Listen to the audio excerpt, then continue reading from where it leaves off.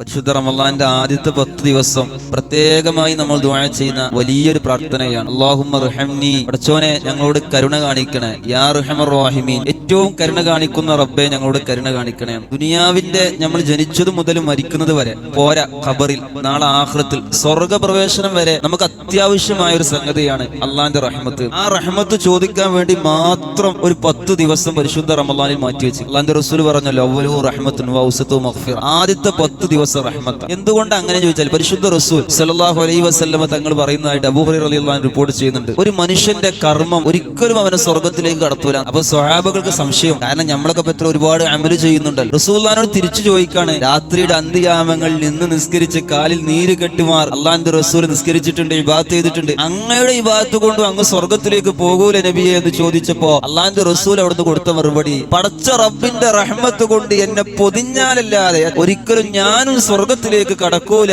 സ്വഹാബ എന്ന് അഷ്റഫുൽ ഖൽഖ് റസൂലുള്ളാഹി സ്വല്ലല്ലാഹു അലൈഹി വസല്ലം. ഇപ്പൊ നമുക്ക് ചിലപ്പോൾ ചില സംശയമാണ്, അപ്പൊ നമ്മൾ എന്തിനായി നിസ്കരിക്കണത്, എന്തിനാ നമ്മൾ നോമ്പ് അനുഷ്ഠിക്കണത്? അത് അള്ളാന്റെ റഹ്മത്ത് ലഭിക്കാനാണ്. കാരണം അള്ളാന്റെ റഹ്മത്ത് ദുനിയാവിലും വേണം ആഖിറത്തിലും വേണം. ദുനിയാവിലെ പടച്ചവന്റെ റഹ്മത്ത് അള്ളാന്റെ വൈപ്പെട്ടോൽക്കും കിട്ടും, വൈപ്പെടാത്തവർക്ക് എല്ലാവർക്കും കിട്ടും. പക്ഷേ ആഖിറത്തിലാണ് ഏറ്റവും വലിയ റഹ്മത്ത് കിട്ടേണ്ടത്. അവിടെ ലഭിക്കണമെങ്കിൽ നമ്മൾ ബിസ്മില്ലാഹിർ റഹ്മാനിർ റഹീമിന്റെ അർത്ഥം വെക്കുന്നത് പോലെ ഈ ദുനിയാവിൽ പടച്ച റബ്ബിനെ വൈപ്പെട്ടവർക്ക് മാത്രമാണ് നാളെ റബ്ബിന്റെ കോടതിയിലുള്ള റഹ്മത്ത്. അപ്പൊ ആ റഹ്മത്ത് കരഗതമാക്കാനാണ് നമ്മുടെ നിസ്കാരം, നമ്മുടെ നോമ്പ്, നമ്മുടെ ഇഅ്തികാഫ്, നമ്മുടെ ഖിറാഅത്ത്, എല്ലാ കർമ്മങ്ങളും അങ്ങനെയാണ്. അതുകൊണ്ട് എന്റെ പ്രിയപ്പെട്ട മുഅ്മിനീങ്ങളെ, ദുനിയാവിൽ ജീവിക്കുന്ന സമയത്തും ഖബറിലും നാളെ ആഖിറത്തിലും റബ്ബിന്റെ കോടതിയിലും ഏറ്റവും നമുക്ക് വേണ്ട ഒരു സംഗതിയാണ് പരിശുദ്ധ റബ്ബിന്റെ റഹ്മത്ത് എന്നുള്ളത്. നമ്മുടെ നിസ്കാരത്തിൽ ഒരുപാട് പോരായ്മകൾ ഉണ്ടാകും, നമ്മുടെ ഖിറാഅത്തിൽ പോരായ്മകൾ ഉണ്ടാകും, നമ്മൾ ചെയ്യുന്ന ഇബാദത്തിൽ ഒരുപാട് നുക്സാനിയത്തുകൾ ഉണ്ടാകും. ഇതുകൊണ്ടൊക്കെ ചിലപ്പോൾ അതിന് പകരമായിട്ട് സ്വർഗ്ഗം ലഭിക്കുക എന്നുള്ളത് നമുക്ക് നമ്മുടെ ഇബാദത്ത് ആലോചിച്ചാൽ മതി. അവിടെയാണ് ഈ റഹ്മത്തിന്റെ പ്രസക്തി ഉള്ളത്. അതുകൊണ്ട് പ്രിയപ്പെട്ട മുഅ്മിനീങ്ങളെ, ഈ പരിശുദ്ധമായ 10 ദിവസം